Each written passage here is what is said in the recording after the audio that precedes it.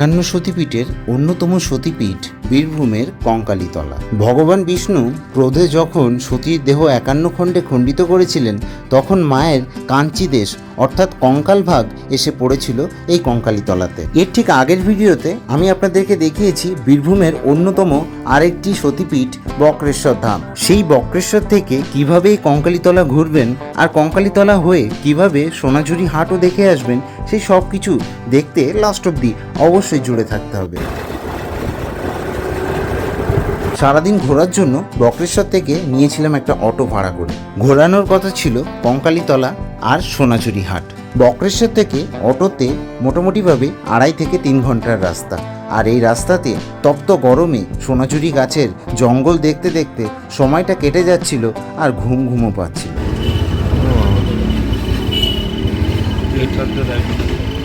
Fire brigade দিয়ে এ করে না? ফায়ার ব্রিগেড দিয়ে। আচ্ছা, এখানে কাঠামো এরমই থাকে? না, এটা মন্দির হচ্ছে, এটা প্যান্ডেল হয়ে আর হয়। আচ্ছা আচ্ছা, মানে ওইটার ওপরেই কি ঠাকুরটা তৈরি হয়?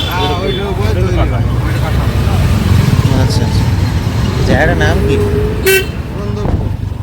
পুরন্দরপুর। বেশি পার করে এসে পুরন্দরপুর।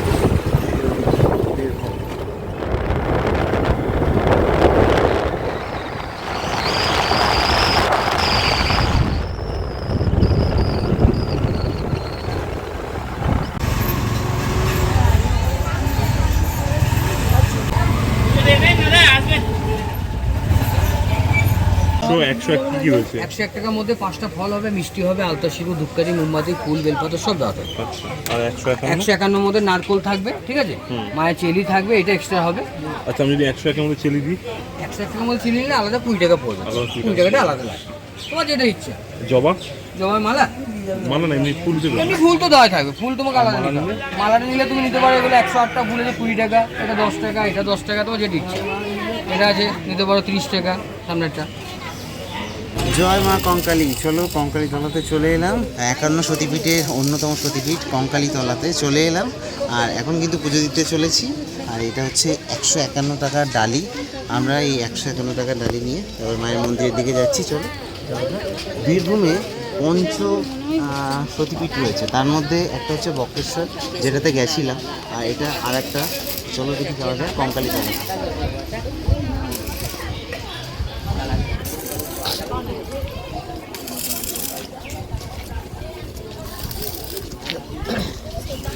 দেখো এই ভেতরটা দেখতে পাচ্ছ, ভেতরটা বেশ শান্তশিষ্ট। এখানে বট গাছ রয়েছে, কত সুন্দর। আর এই হচ্ছে প্রাঙ্গণ। এখানে প্রচুর আর কি দেখতে পাচ্ছ ভিখারিরা বসে রয়েছে আর কি। আর চলো এখানটাতে ভেতরে যাব। দেখতে পাচ্ছ কঙ্কালীতলা, খুব সুন্দর একটা জায়গা দেখতে পাচ্ছি। তবে এখানে কোথায়, মানে 51 সতীপীঠের কোথায় কোনটা পড়েছে মায়ের, সেটা কিন্তু লেখা রয়েছে। এই কঙ্কালীতলা আসলে এখানটাতে দেখতে পাবে। দেখো, বলে রাখি এখানে আর একটা রয়েছে নলহাটি, সেটা কিন্তু নলি পড়েছিল মায়ের। আর এই কঙ্কালীতলাতে পড়েছিল মায়ের কাকাল অর্থাৎ কাঞ্চি দেশ। দেখো এখানে কিন্তু একটা বাউল রয়েছে, খুব সুন্দর একটা পরিবেশ। আমি একটু দেখাবো এনাকে।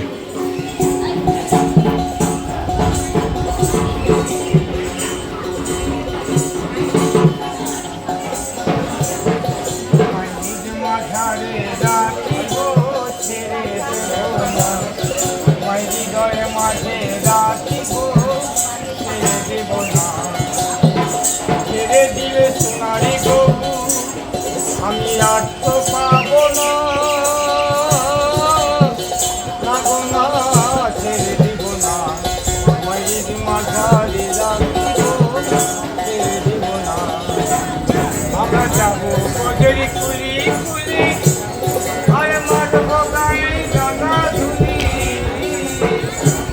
আমরা যাবো বজরি কুলি কুলি, মাঠব গায়ে জানা ধুলি। তোমায় বজলে হরি বংশী ধরি, তুমি নিলয় হয় না, ছেড়ে দিব না, মায়ের মাঝে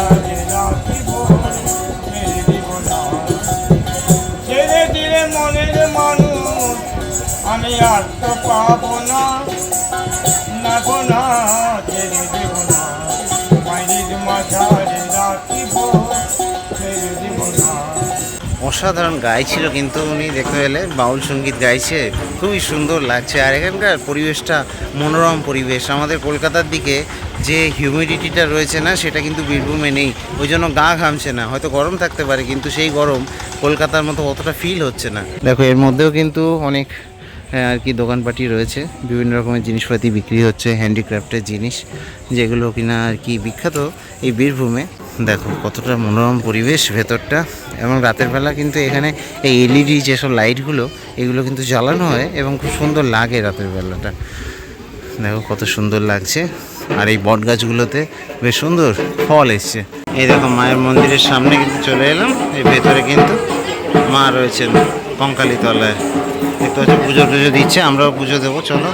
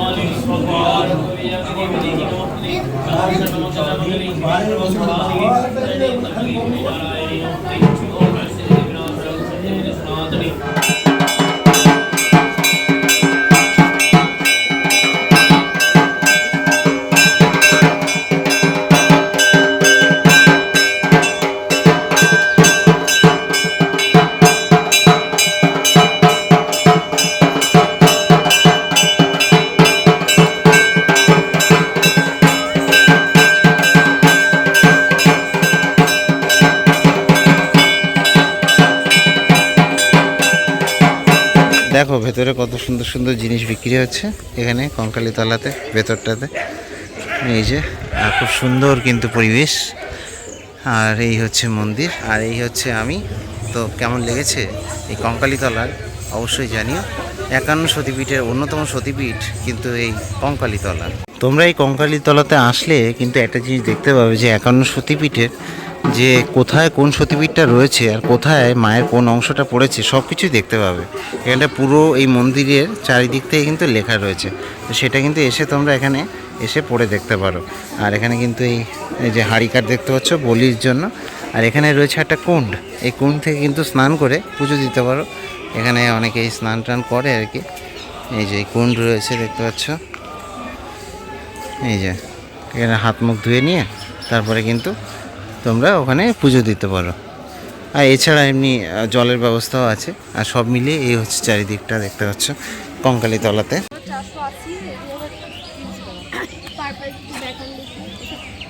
350, 480, এগুলো এটা আমরা পিওর আজরাক, কাপড়টা হাত দিন তাহলে ওটা 450 এগুলো। হ্যাঁ পিওর আজরাক। আর এটা আমরা দেখুন যেটা হয় সেটা। আচ্ছা কালেকশন দেখতে পাচ্ছ।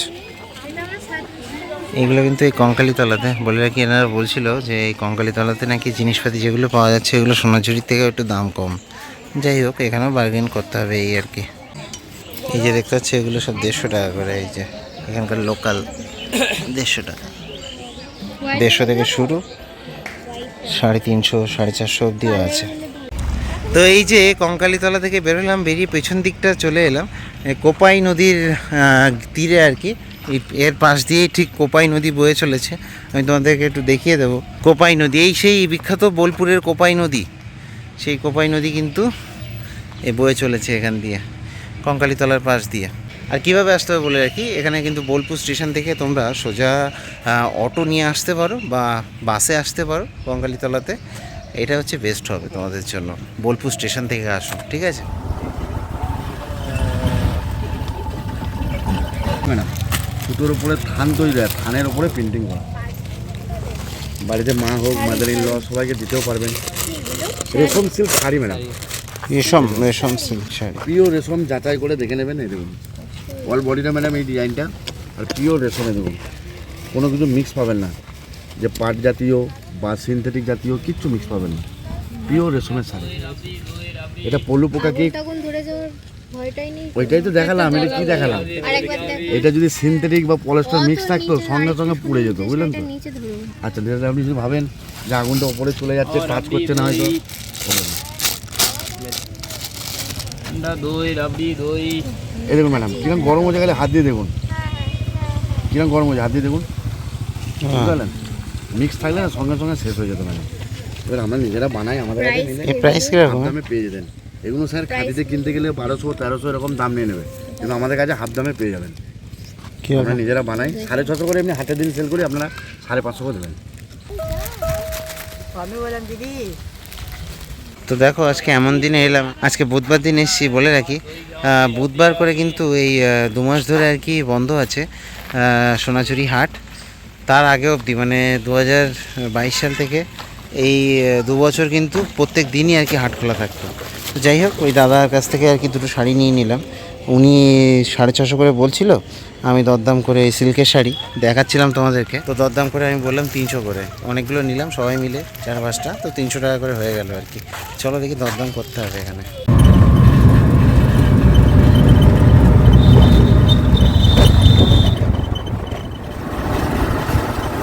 সোনাঝুরি হাট তো বন্ধ ছিল, কিন্তু এই কর্মতীর্থ হাট যেটা সেটা কিন্তু খোলা, লালমাটি কর্মতীর্থ হাট। তো সেই হাটের মধ্যে এবার যাচ্ছি এবং দেখি কী জিনিসপাতি রয়েছে এই হাটে।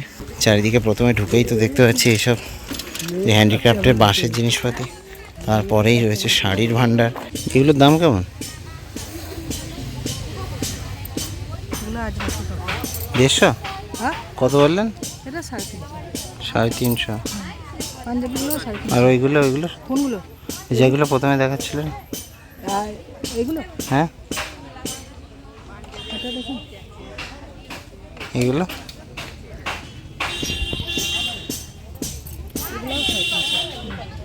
350। আর এই ডিজাইনের এইগুলো, এই ডিজাইনের এগুলো হলুদের আছে ডিজাইনের, এগুলো কেমন দাম? এগুলো 350। এগুলো না, এগুলো সবার সাথে পড়বে। কোনটা? আচ্ছা, হলে দিবি, এই কথা আসছে মাল দিবেন। তাই বলে এগুলো 750? কাজের জন্য 750? হ্যাঁ, আর কাপড়ও ভালো, শুধু কাজ দেখলে হবে না। তুমি এই পাঞ্জাবিগুলো কাপড় দেখো, আর ওই পাঞ্জাবিটা কাপড় দেখো, দেখো তুমি এগুলো 350 টাকা।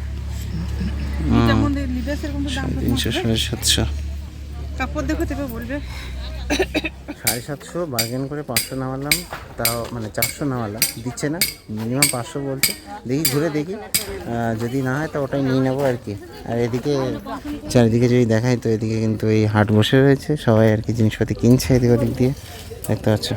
কর্মতীর্থ যে হাট, সেই হাট মোটামুটি বড়ই আছে, একেবারে ছোট না। সোনাঝুরিতে তো হলো না, তাই এইদিকে দেখছি আর কি।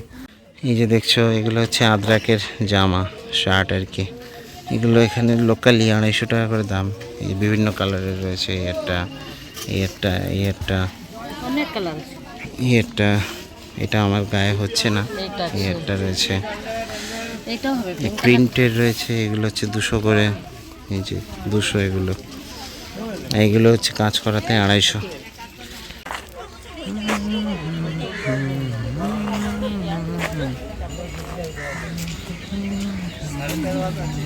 পিছন থেকে দিদিকে বলুন, আমার পিছন থেকে পুরোটা না করবে, তাহলে এটা আমার মনে হয়ে যাবে। সোনাঝুরি হাটে আসলে মেন হচ্ছে বার্গেনিং করতে হবে, নইলে ঠকতে হবে, সোজা হিসেব। তো যাই হোক, চলো দেখি এবার বেরোনো যাক। সোজা এবার আবার বক্রেশ্বরে ফিরে যাব। আগের ভিডিও না দেখে থাকলে দেখে নিতে পারো, বক্রেশ্বরে যে সতীপীঠ রয়েছে সেটা দেখিয়েছিলাম, আর এই ভিডিওতে দেখালাম তোমাদেরকে কঙ্কালীতলা। আর আমি একটা আলাদা ভিডিও করতে চেয়েছিলাম এই সোনাঝুরি হাট নিয়ে, বাট সেটা হলো না। সেটা এই জন্য হলো না কারণ হচ্ছে এখানে হাটটা বসেনি বুধবার আজকে। তো যাই হোক, এই ভিডিওর মধ্যে আর কি দিয়ে দিলাম কঙ্কালীতলার ভিডিওর মধ্যে। দেখা হবে, চলো। আমি দীপজ্যোতি ব্যাকবেঞ্চার স্ট্রিট থেকে আপাতত সাইন আপ জানাচ্ছি, টাটা।